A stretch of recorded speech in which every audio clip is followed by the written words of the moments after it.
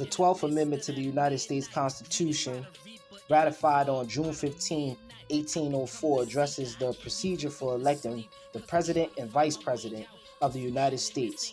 It was enacted in response to issues arising from the original Electoral College process outlined in Article 2, Section 1 of the Constitution, which I infer people go back and read.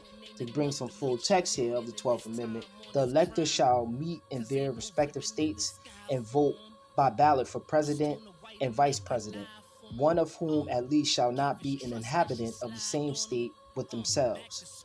They shall name in their ballots the person voted for as President, and in distinct ballots the person voted for as Vice President, and they shall make distinct lists of all persons voted for as President, and of all persons voted for as Vice President, and of the number of votes for each, which list they shall sign and certify and transmit sealed to the seat of the government of the United States, directed to the President of the Senate.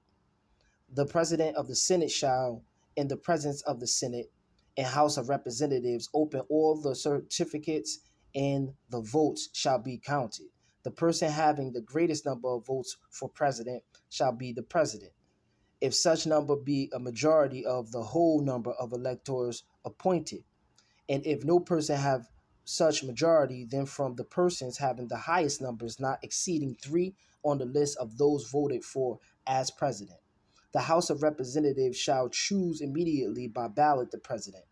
But in choosing the President, the vote shall be taken by states, the representation from each state having 1 vote. A quorum for this purpose shall consist of a member of or members from 2/3 of the states, and a majority of all the states shall be necessary to a choice.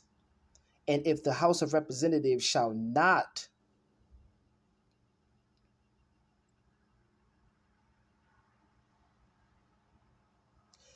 and if the House of Representatives shall not choose a president whenever the right of choice shall devolve upon them before the 4th day of March next following, then the Vice President shall act as President, as in the case of the death or other constitutional disability of the President. The person having the greatest number of votes as Vice President shall be the Vice President, if such number be a majority of the whole number of electors appointed, and if no person have a majority, then from the 2 highest members on the list, the Senate shall choose the Vice President. A quorum for the purpose shall consist of 2/3 of the whole number of senators, and a majority of the whole number shall be necessary to a choice. But no person constitutionally ineligible to the office of President shall be eligible to that of Vice President of the United States. To bring more context and interpretation, the 12th Amendment significantly revised the procedure for electing the President and Vice President to address issues that had arisen during the early years of the Republic. Key provisions and changes include separate ballots for President and Vice President. Under the original system outlined in Article 2, electors cast 2 votes without distinguishing between their choices for President and Vice President. The 12th Amendment introduced separate ballots for these offices, ensuring a more deliberate selection process. Majority recruitment. To be elected president, a candidate must receive an absolute majority of electoral votes, at least 270 out of 538, as of the 2020 census. If no candidate receives a majority, the House of Representatives chooses the president from among the top 3 candidates with the most electoral votes. Vice President selection. The amendment similarly requires that the Vice President receive an absolute majority of electoral votes. If no candidate for Vice President achieves a majority, the Senate chooses the Vice President from the top 2 candidates. Ineligibility clause.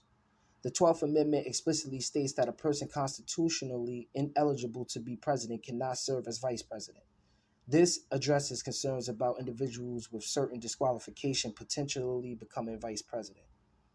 Historical context. The 12th Amendment was a response to issues arising from the 1796 and 1800 presidential elections, which led to controversies and the need for clarification in the electoral college process. Prior to its adoption, the original method often resulted in the vice president and the president being from opposing political parties.